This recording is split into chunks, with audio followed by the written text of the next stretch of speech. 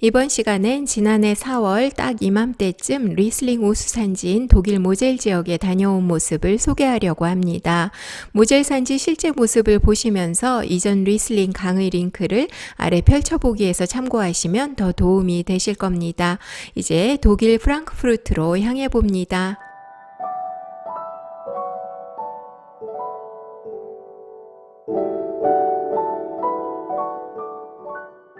독일에는 13곳의 와인 산지가 있고 많은 산지에서 리슬링이 생산되는데 그 중에서도 독일 서쪽에 위치한 라인강과 모젤강 쪽으로 자리한 리슬링 산지들은 독일 리슬링의 대표 산지입니다. 프랑크푸르트로 도착했고 차를 렌트해서 라인강변으로 향했습니다. 1시간 정도 운전하면 북쪽을 향하던 라인강이 서쪽으로 방향을 돌리면서 라인가우 산지가 나타나고 라인가우에 자리한 여러 마을들 중 가이젠하임 마을에 머무르면서 라인가우를 돌아봤습니다. 이 지역에 방문한 때는 4월 초였는데 햇볕이 아름다운 맑은 날이었지만 독일에서도 북서쪽이다 보니 기온은 아직 쌀쌀해서 좀 두터운 코트가 필요한 때였고 라인가우 위쪽 숲에는 아직도 눈이 녹지 않고 있을 정도로 겨울이 길다 보니 이곳의 포도밭들이 남쪽을 향한 경사면에 자리하는 것이 참 중요했을 것 같다는 생각도 했고 이곳 라인가우가 위도상으로 포도 재배 가능 지역의 북쪽 한계선에 있음도 느낄 수 있었습니다. 유명 와인 연구센터도 자리하고 있는 가이젠하임 마을에는 라인가우 산지를 대표하는 슐로스 요하니스베르크의 아름다운 에스테이트이 자리하고 있습니다.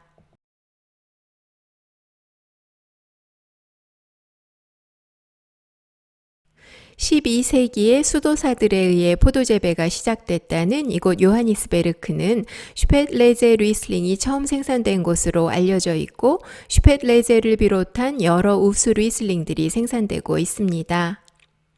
이곳에는 포도밭 뷰를 감상할 수 있는 레스토랑과 와인숍이 자리하고 있고 와인 테이스팅도 할 수 있습니다.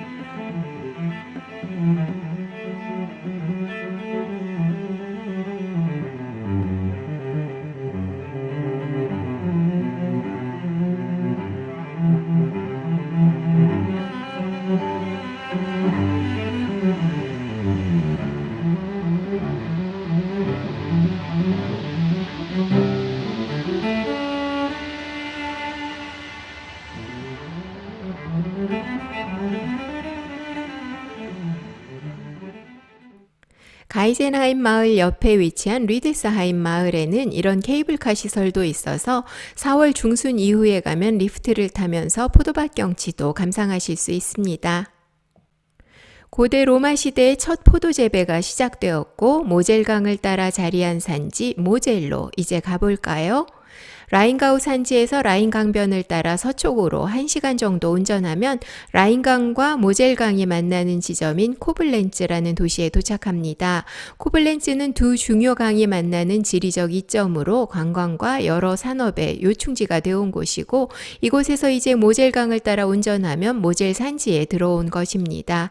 모젤 산지는 와인법상으로는 6디스트릭트로 나뉘는데 일반적으로 알려진 곳은 그 위치에 따라 3곳으로 어펄 모젤, 미들 모젤, 로월 모젤 이렇게 나뉘고 라인강과 만나는 코블렌츠에서 모젤강을 따라 향하면 먼저 들어서게 되는 곳이 로워 모젤이고 여러 마을들을 지나는데 코햄이라는 이 마을은 그중 중심이 되는 자그마한 마을입니다.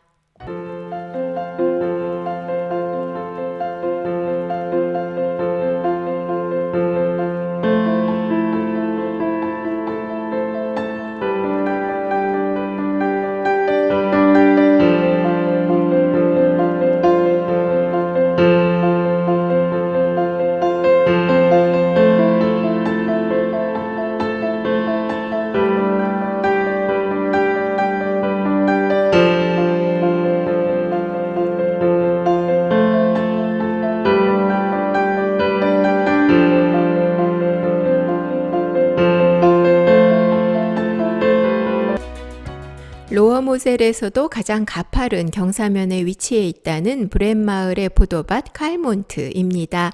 거의 70도 경사면이라고 하는데 이곳에도 이런 레일이 설치돼 있고 어디까지 올라가는지 그 끝이 보이지도 않을 정도였습니다.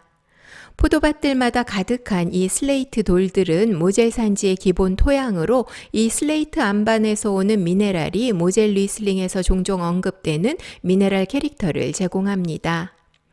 포도그루도 좀 자세히 보실까요? 모젤 산지에서는 낮은 기온과 바람, 높은 경사 때문에 본의 아니게 이렇게 예쁜 하트 모양으로 가지를 훈련시켜 재배하는 곳들이 많이 있는데 깜찍한 하트 모습 가지들과 또 조금씩 다르게 길러지는 포도그루 모습들 그리고 산 위쪽 전망대와 마을 쪽에서 담아본 풍경들입니다.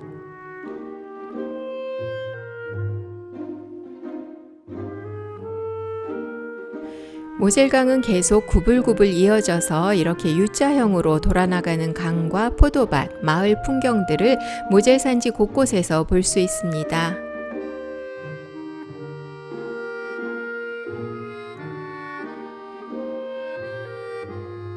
브렛마을을 출발해서 20-30분이면 미들모젤, 미텔모젤에 들어서고 표지판에 보이는 베른카스텔이란 곳은 모젤의 중심 생산지인 미텔모젤에서도 많은 생산자들이 모여있는 마을입니다.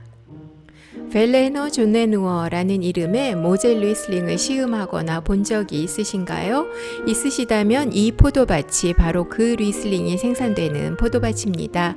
벨레너 존네누어에서 모젤강을 따라 다시 한번 코너를 돌면 브라우네베르크 마을 건너편에 유펄 포도밭과 유펄 존네누어 포도밭이 있는데 이렇게 모젤 산지에는 포도밭 이름들이 종종 세워져 있고 이 이름들이 리슬링 라벨에 표기되는 그 포도밭 이름들입니다.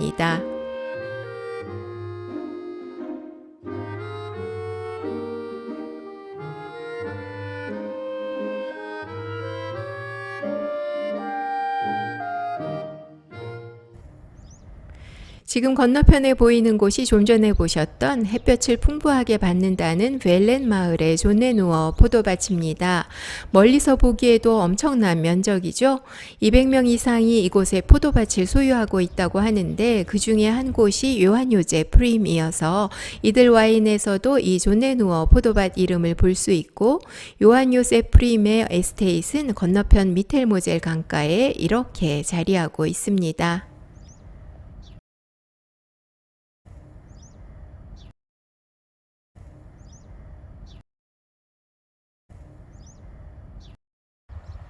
이제 저 다리를 건너서 그라흐라는 마을을 지나면 닥터 루젠 와이너리에 도착하고 그곳에서 와인 테이스팅을 하게 됩니다. 가는 길에 있는 그라허 히멜라이히 포도밭입니다. 이곳의 포도그루들은 이렇게 길러지고 있었고 이 포도밭 또한 크기가 광활해서 이 미텔모젤이 역시 모젤 지역의 중심 산지임을 알 수 있었는데 이곳의 포도밭을 소유한 생산자들이 또 여럿이어서 그라허 히멜라이히 포도밭 이름 또한 다른 우수 리슬링 와인 라벨에서 볼 수 있고 이곳이 그 포도밭입니다. 이제 다가올 봄을 위해 포도밭에서 일하시는 분들을 많이 볼 수 있었는데 지금 보시는 모습은 경사면에 특화된 기구를 이용해 땅을 경작하는 모습으로 속도를 4배속으로 재생해 봤습니다.